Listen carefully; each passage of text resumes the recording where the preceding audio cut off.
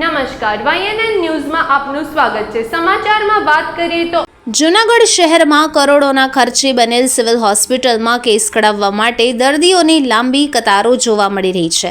ત્યારે વધુમાં જાણવા મળ્યું કે દર્દીએ લાઇનમાં ઊભા રહીને પહેલા ટોકન લેવાનું, પછી પોતાનો કેસ કઢાવવાનો, ત્યારબાદ ડોક્ટરને બતાવવા માટે પણ લાઇનમાં વારો આવશે। ત્યાં ડોક્ટરોનો લંચનો ટાઈમ થઈ જાય એટલે જમવા જતા રહે અને ત્યાં સુધી દર્દીઓએ સિવિલમાં સારવાર માટે બેસી રહેવું પડે છે। તેમજ ઇમરજન્સી દર્દીઓ હોય છે, જે ઇમરજન્સીમાં જાય તો તેને ઓટીમાં મોકલી આપવામાં આવે છે અને ઓટીમાંથી ઇમરજન્સી મોકલે એટલે કહેવાય છે અલગ છલાણું ઓલા ઘરે ભાણું જેવી દર્દીઓની હાલત થઈ ગઈ છે। જુઓ દર્દીઓ શું કહી રહ્યા છે YNNના ખાસ અહેવાલમાં। આજે જૂનાગઢ સિવિલ હોસ્પિટલે કેસ બારી અને જે નવો કેસ કઢાવવાનો હોય એની ખરેખર 4 બારી હોય તો આટલા દર્દીઓ સમયસર કેસ કઢાવી શકે। આજે એના બદલે તમે જોશો 3 નંબરની એક જ બારી ખુલે છે। આજે અવારનવાર રજૂઆત કરીએ છીએ રાજ્ય સરકારને। અમારા કોંગ્રેસ પાર્ટીના જ્યારે ધારાસભ્ય હતા ત્યારે વિધાનસભામાં પ્રશ્ન મૂક્યો કે ભાઈ તમે 300-400 કર્મચારીની જે ઘટ પડે છે એ ઘટ તમે પૂરી કરો।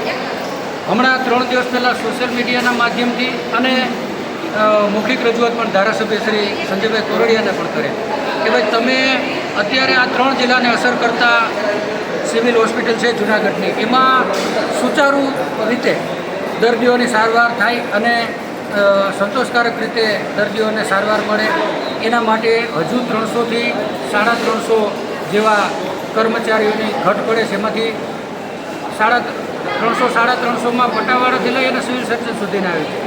એટલે આ રાજ્ય સરકારમાં તમે રજૂઆત કરીને તાત્કાલિક અસર ત્યાં ભરતી કરાવો જેથી કરીને સમયસર લોકોને સારવાર મળે।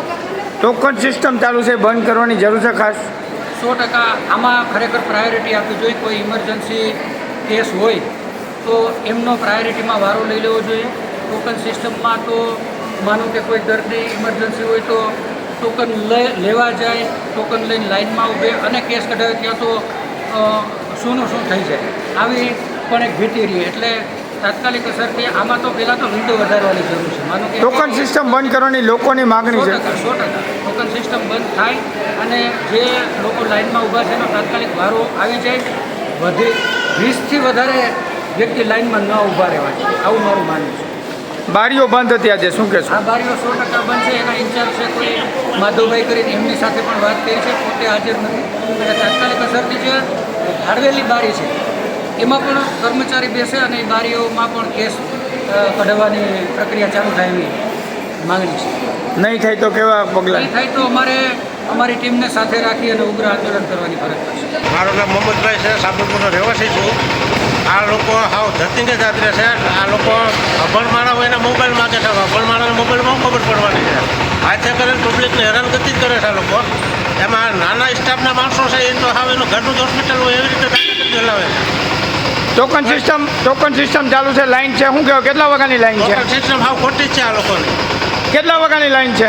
આ લાઈન 7 વાગ્યાના માણસો આવીને ઊભા રહી જાય છે। 12 વાગ્યાથી વારો નથી આવતો, 12 વાગે વારો આવ્યો હોય ડૉક્ટર વૈયા ગયા હોય। દર્દીની જીવ જોખમમાં જાય ખરા આમાં? 100% જાય। શું કહેશો ટોકન સિસ્ટમને લઈને? શું કહેશો કેસ ડાયરેક્ટ કાયદેસર બંધ થવું જોઈએ ને, કાયદેસર વ્યવસ્થા હાલવી જોઈએ। આમાં જે ડૉક્ટરો નથી જે ઓલું કરતા એટલા તો નાનો સ્ટાફ છે એ હું મારી છોકરી ડિલિવરીના ટાઈમ ઉપર છે એને હું હવારનો લઈને આવ્યો છું, ખાલી કાર્ડ પાછું મેળવવાનું હતું એમાં એ લોકોએ આજે એક વગાડી દીધો છે। કાકા તમે સિનિયર સિટીઝન છો, મોટી ઉંમર છે, શું કહેશો ને કેવી લાગણી હોય છે? ખરેખર બેઠક વ્યવસ્થા છે અહીંયા? કાંઈ વ્યવસ્થા છે કે નથી? કોઈ જાતની વ્યવસ્થા નથી। શું માગણી છે? તમે શું માગણી કરો છો? આગળમાં તો ખોટા પબ્લિકને હેરાન કરે છે, હેરાન થતા બંધ હોવા જોઈએ। Subscribe now and press the bell icon. Never miss an update.